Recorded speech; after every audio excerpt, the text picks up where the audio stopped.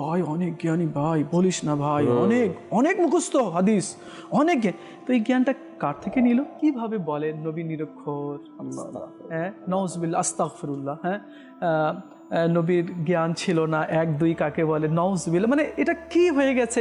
আর আমরা কার ব্যাপারে বলছি, হ্যাঁ, কি আমি তার যখন আমি কলমা পড়লাম তো তার আমি উম্মতি হয়ে গেলাম, তাই না?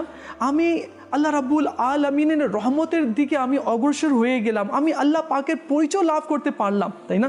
নবী সাল্লাল্লাহু আলাইহি সাল্লামের মাধ্যমে, তো রাসূল আরবি সাল্লাল্লাহু আলাইহি সাল্লামের মাধ্যমে এই যে 1400 বছর থেকে নিয়ে আজ পর্যন্ত, আজ বলি না, আরে মৌলানা সাহেব এত ইলিম উনার, বাপরে বাপ, এত কিতাব পড়ে, এত ইলিম। আচ্ছা, ওই যে বলি না, এত ভাই অনেক জ্ঞানী ভাই, বলিস না ভাই, অনেক অনেক মুখস্থ হাদিস, অনেক জ্ঞান। তো এই জ্ঞানটা কার থেকে নিল?